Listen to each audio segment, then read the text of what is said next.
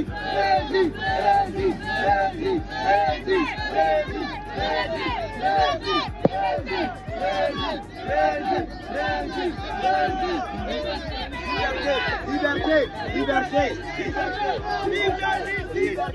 la justice! Vive la justice! Vive la justice!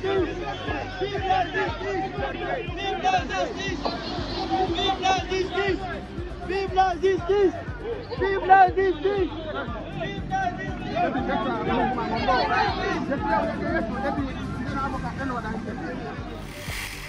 Et qu'on va signaler que la Cour met cette affaire en délibéré pour 1 mois, alors qu'elle n'avait que 3 mois pour statuer, pour qu'une décision sorte enfin de cette Cour d'appel. Et aujourd'hui, on nous envoie littéralement, après 3 mois, nous partirons dans les 4 ou 5 mois maintenant. Et dans l'attente d'un verdict, tout citoyen guinéen, la charte qu'ils défendent aujourd'hui à corps et à cri, le président de la République qui défend aujourd'hui à corps et à cri, ne leur a pas dit ça. La charte qu'il a signée lui-même, il dit que tous les citoyens guinéens sont égaux devant la loi et que tout le monde doit être traité de la même manière devant les juridictions, mais les juges sont devenus des avocats de ces individus pour trimballer, pour ôter la dignité à des honnêtes citoyens. Et on se dit que nous sommes devant une justice. C'est pas devant une justice ça. Ça c'est devant un appareil manipulé à souhait et rien de bon ne peut sortir de cet appareil judiciaire. Je suis au regret de le dire, vous l'avez constaté avec nous, le ministère public n'a rien produit de potable.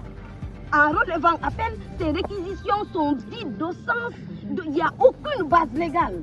Et aujourd'hui, on nous dit qu'il faut attendre le 28 mai pour connaître le sort de M. Mamadou Aliouba. Dans quelle Guinée nous vivons, dans quelle justice nous vivons, quel pays nous voulons léguer à notre progéniture. C'est une honte nationale, c'est une honte pour toutes les personnes qui aspirent à la justice, qui portent la robe noire pour défendre. Aujourd'hui, nous avons honte même de dire que nous exerçons dans ce pays-là. C'est une aberration. Et ceux d'entre vous qui étiez dans la salle d'audience, vous en avez été témoins. C'est que la persécution est tellement flagrante que cela ne fait que exalter ou revigorer, si vous voulez, le moral de M. Aliouba. Ça, c'est un point extrêmement positif. C'est quelqu'un qui n'est pas atteint. C'est quelqu'un qui comprend que peut-être il a eu une telle envergure politique qu'on a besoin de mobiliser ce que vous avez pu voir ici, des pick-up, une contingence militaire pour l'intimider, pour le persécuter, pour le pousser. Ça, c'est quelque chose qui ne l'atteint pas du tout. Il est au beau fixe, son moral est au beau fixe.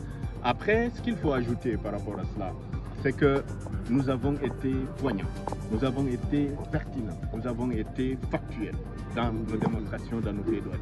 Il se trouve que de l'autre côté, le parquet n'a pas apporté l'ombre d'une preuve de ce qu'ils avancent. Et nous avons bien souligné qu'en réalité, M. Aliouba n'a été amené ici que pour des faits qui n'existent pas, pour des non-faits. Il se trouve qu'ils ont prétendu avoir arrêté M. Aliouba pour des faits d'offense et d'injure contre le chef de l'État.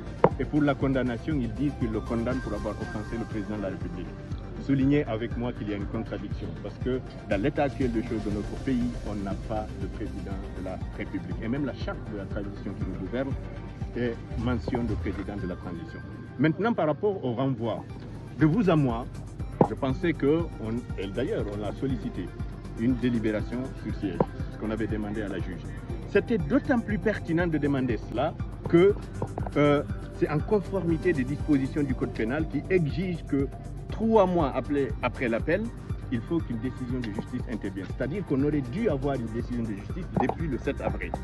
Donc là, ils avaient l'occasion de rattraper déjà l'illégalité dans laquelle on est. Là, la juge a décidé de façon souveraine pour renvoyer le 28. Nous espérons qu'elle usera de la même souveraineté, de la même indépendance, de ce même impérium pour libérer, relaxer purement et simplement M. Aliouba qui n'a commis aucun fait, qui n'a commis aucun fait délictuel en vertu des dispositions législatives de notre pays. Maintenant, si on veut le condamner pour autre chose que sur des bases légales, ça, c'est aussi à la juge d'en décider et à tous dans la société d'en assumer les conséquences.